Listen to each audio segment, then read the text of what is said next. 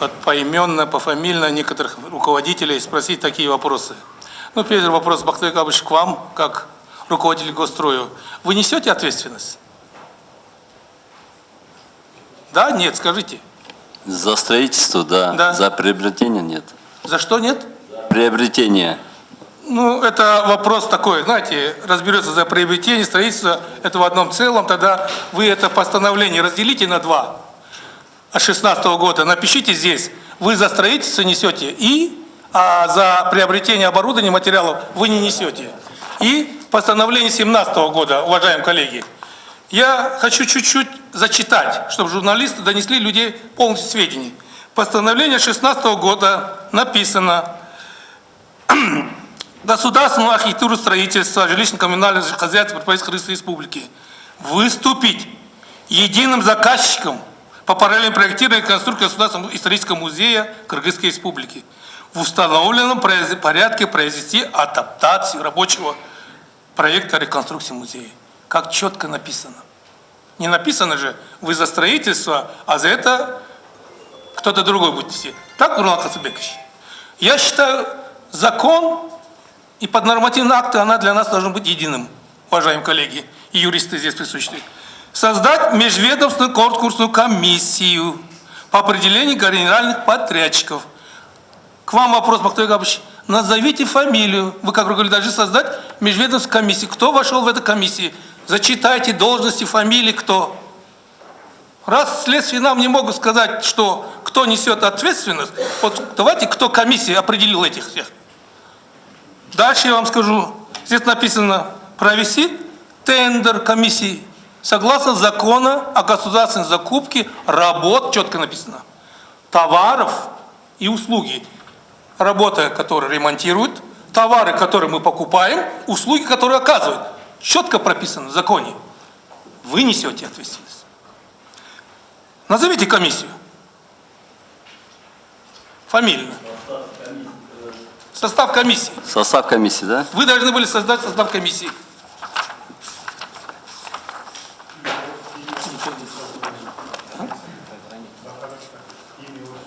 Ну, то имя, отчество, там, должность.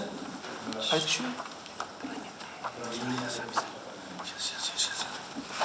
Сейчас, минуточку. Вот нам будет более ясно, уважаемые коллеги, журналисты, кто несет ответственность. Фигурант. Нет, это мелкие фигуранты. Мы сейчас дойдем до крупных фигурантов. Это кто в комиссии, они мелкие фигуранты. Они исполнители. А кто главный заказчик этой комиссии, кто давал какие четкие поручения, мы сейчас дойдем подальше. Потому что здесь все написано. Они, если отклонились от этого постановления... Можно, да? Ответить, да? Пожалуйста. Так, на основании приказа Госстроя, на основании первоначального распоряжения правительства о создании межведомственной комиссии, это было 133 распоряжение от 2 мая 2017 года, да? 16 года, 17 хорошо. 17 года. Ну, две комиссии было. Да. Второго говорю. Так, 121 приказ, это 11 мая 2017 года. Создать межведомственную конкурсную комиссию по определению генерального подрядчика организации для проектирования и капитального ремонта Государственного исторического музея. Председателем комиссии Джейчиев, главный инженер департамента жилищно-гражданского строительства. Члены комиссии: Джузумалиев, заместитель отдела управления архитектуры и градостроительства Государственной инспекции по экологической и технической безопасности; Таштанкулов, главный инженер Государственного исторического музея; Трудумамбетов, заместитель директора департамента кадастра и регистрации прав на недвижимое имущество. Так, вот и... Что там комиссии поручалось? Есть приказы четко вы? Так, Аланкулов, главный специалист управления архитектуры, градостроительства и развития территории Государственного агентства архитектуры и строительства. Ажикбаров, это главный инженер Чуйского областного управления капитального строительства. Сартбаев, ведущий специалист управления сохранения и развития культурного наследия Министерства культуры, информации и туризма. Быкеев, заведующий сектором технического обеспечения Национального культурного центра при Министерстве культуры. И Мандеев, ведущий специалист по производственно-техническому отделу Департамента жилищно-гражданского строительства. Но комиссии необходимо было определить генерального подрядчика организации для проектирования и капитального ремонта исторического музея. Почему не был проведен тендер? Вот, смотрите, здесь распоряжение было правительства о проведении конкурсной комиссии. Нет, здесь я вам зачитаю. Вот утвердить, нет, образовать конкурсную комиссию последнее. Комиссии. Нет, комиссии образовать закупок, образовать конкурсную комиссию по осуществлению закупок работ и услуг в соответствии с законом. Вот постановление написано же. Законом о государственных закупках. Вот она. Комиссии. Вот постановление 2017 года, я вам зачитываю. Бахтияр Габович, почему комиссии не был проведен тендер? Вот согласно провести соответствие с законом. Первоначально, вы помните, вот реконструкцию должны были, капитальный ремонт должны были завершить до это не имеет значения, когда нас мы срока, мы о не срока говорим. Почему не был проведен? Вы мне скажите, что потому что нарушен закон. Проектно-сметной документации не было на тот момент. Значит, вы нарушили закон? Вы не должны были делать реконструкции. Комиссия решила провести комиссионный отбор строительной компании. А где такое написано? Где такое разрешение есть? То есть те объекты, которые... Ваш приказ выходит еще выше, вы выше закона стоите, что ли? Нет, вы берете на себя такой, ваша комиссия что, сегодня имеет такие полномочия? Приказ был о создании комиссии. Меня, ваша комиссия и вы во главе имеете такие полномочия выше закона Кыргызской Республики? Выходит так? Выше постановления правительства Кыргызской Республики? Это, вы говорите, что это все отговорки. Второй вопрос вам. Почему тогда генподрядчик заключает с немецкой компанией РЭО? Вы еще не провели тендер на оборудование, перечисляйте деньги вот на эти кафе-молки, на эти стулья все. Тендера не было. Не было ничего, вы деньги вперед перечисляете. Тоже есть такие указания? Это, наверное, Сумутри надо будет спросить. Почему? Потому что мы по закупу мы за не это вы руководите. Тогда надо было Сумутри привести сюда, чтобы они отвечали. Вот, вы несете ответственность, мы же с вами разговариваем. Сумутри занимался закупом, то есть договор составлял с РЭО-компанией. Вот я вам отвечу, вы нарушили, вы выбрали Сумутри неправильно, и Сумутри дальше вас неправильно повел. Вот оттуда с головы гниет, начинает дальше идти. Если мы нарушаем закон, закон дальше вас повел неправильный путь. Вы же согласны должны быть с этим?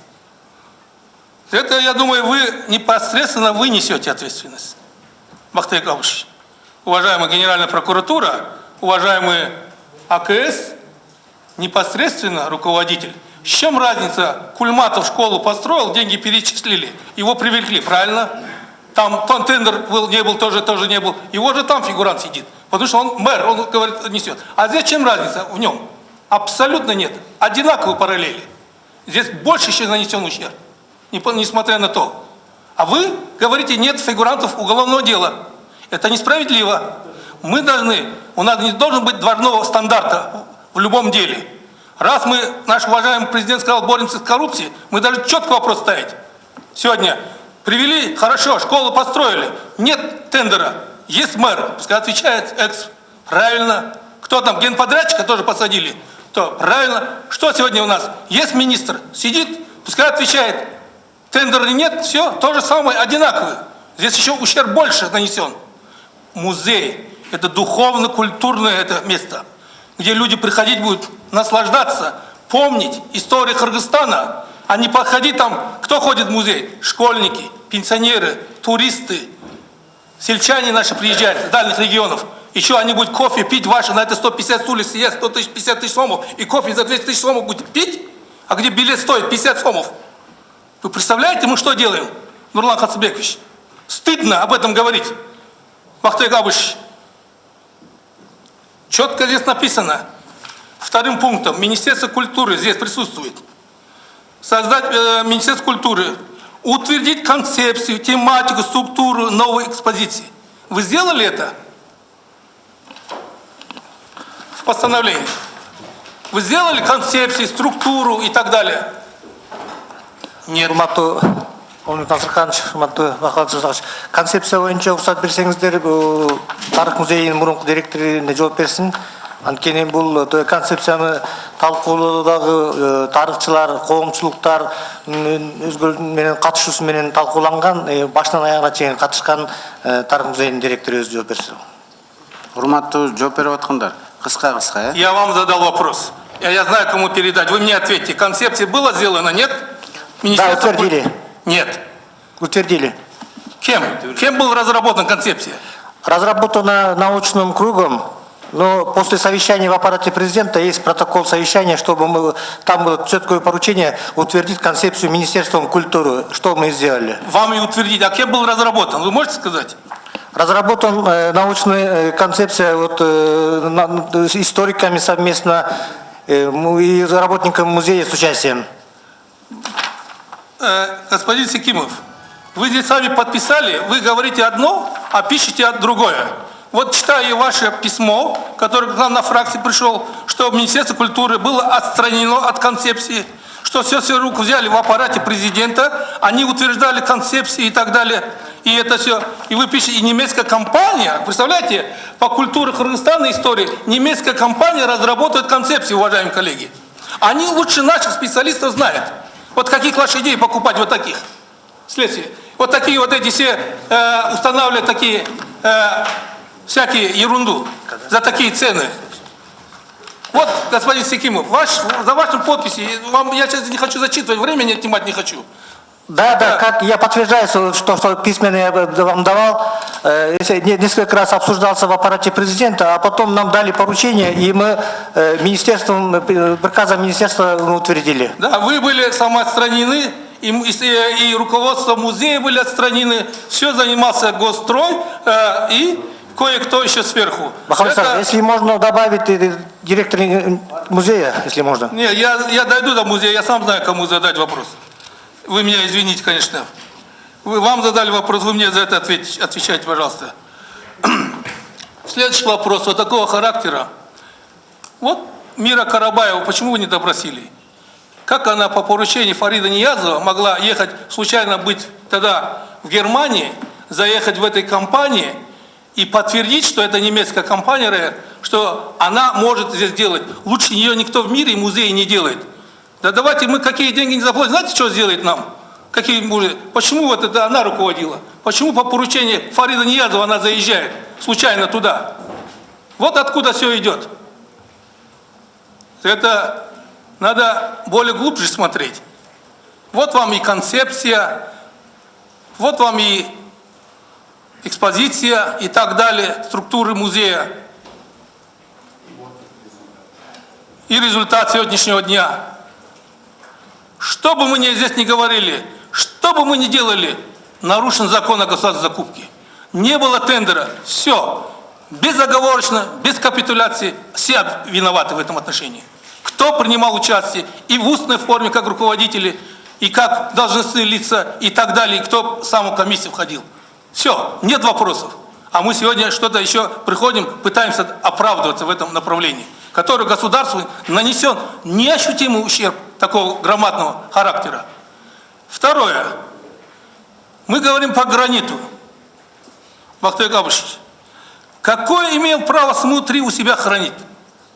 Если у вас дефектные акты, сколько квадратов вывезли? Почему его демонтировали? Почему заменили? Как вы могли к этим вопросам так подойти? Кто такой вообще СМУ-3? Пришел и заменил, как хотел. Давайте вот еще, у нас возле Белого дома есть вот гранитные плиты, ступеньки, вот журналисты ходят сегодня столько лет, вокруг Белого дома еще бордюры остались по Чуйскому проспекту. Давайте их тоже заменим на бетонные. А это что, больницы куда повторично продадим, включим смету и его реализуем. Ну, в частные дома, ну, куда хочешь. Ну, почему мы так подходим? Это, Бахтыгар Габышевич, конечно, мы все сегодня говорим об этом, это боль души. Это такой вопрос характера. Столько времени, столько людей отнимая, и столько следствий идет. И сегодня мы не можем назвать фамилии. Я думаю, уже давно должны были правоохранительные органы назвать фамилии фигурантов, высших должностных лиц, которые участвовали в этом. Поставьте чек, а то завтра у нас как, пока вы будете тайное следствие вести туда-сюда, у нас уедут, убегут. Потом мы с кого будем спрашивать? Обратно все зависит, обратно это все ляжет на плечи наших налогоплательщиков, на наших бизнесменов, предпринимателей, сельхозпроизводителей, которые живут сегодня за такие мизерные доходы, трудятся, платят налоги, и мы выжимаем их, с них вытаскиваем все. Последнее, вы получаете заработные платы, мы все вместе, чиновники, за счет них живем.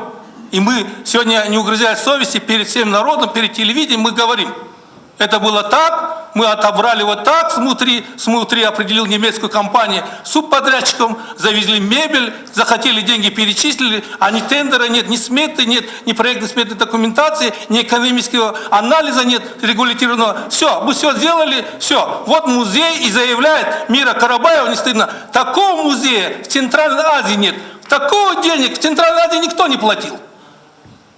Такие деньги никто не платил. Она этого не стоит. Надо музей делать. Наши деды с прадеды делали, лучше делали. За бесценок лучше такой музей построено было в 80-х годах. Мы должны гордиться этим, а не так заявлять, что сегодня граниты мы вывезли, заменили на искусственные граниты, мраморы. А у вас нет детей, внуков? Господин министр, не будут ходить они сюда? У меня есть внук, у меня есть дети, а мы должны ходить на площади, гордиться. А не за такие, что здесь коррупционные, это все, вокруг этого мы ходили, дышали. И каким совестью мы будем смотреть на это все?